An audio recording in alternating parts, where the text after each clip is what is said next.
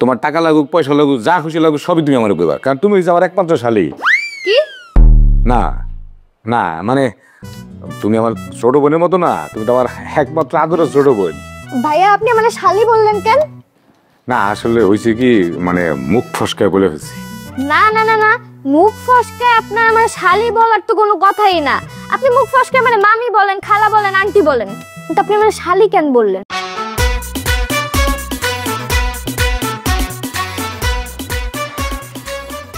কি খবর নূপুর, কেমন আছো?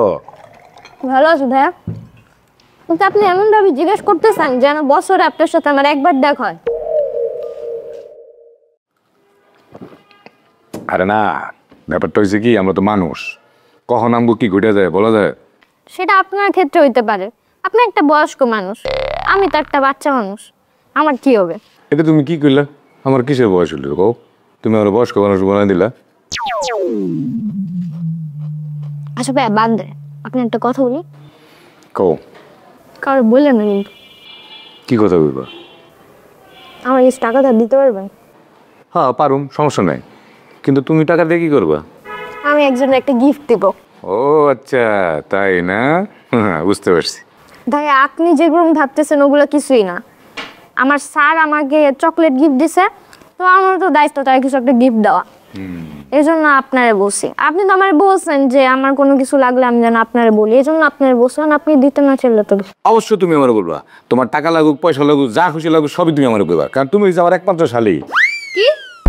না না মানে তুমি আমার ছোট বোনের মতো না, তুমি তো আমার একমাত্র আদরের ছোট বোন।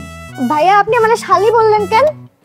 না আসলে হয়েছে কি, মানে মুখ ফসকায় বলে ফেলছি। না না না না, মুখ ফসকায় আপনার আমার শালি বলার তো কোনো কথাই না।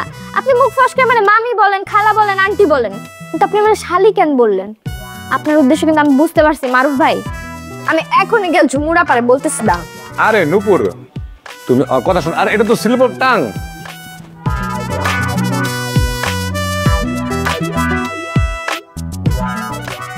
আব্বা আব্বা আব্বা, তোমার সাথে আমার কথা আছে। কথা আছে ভালো কথা, কিন্তু এরকম মানে কাউয়ার মতন চিল্লা চিল্লি করে ডাকস কিসের জন্য? আমি তো হঠাৎ মনে করছি দ্বার কাকে ডাকে। তো আমি চিল্লাবো না কি করবো? সুন্দর করে কথা বল, মেয়ে মানুষ কথা বলতে সুন্দর করে ভদ্রভাবে। আব্বা আমি চিল্লাবো না তো কি করব? মারুফ ভাই আমারে এমন একটা কথা বলছে, এটা শুনলে মানে চিল্লানো না, আমার অন্য কিছু করা উচিত। কি বলছো মারুফ? সে আমারে বলে কি আমি নাকি তার শালি। আমি তার কোন জন্মের শালি আব্বা? এরপর আমি তাকে জিজ্ঞেস করছি যে আপনি আমাদের শালি কেন বললেন?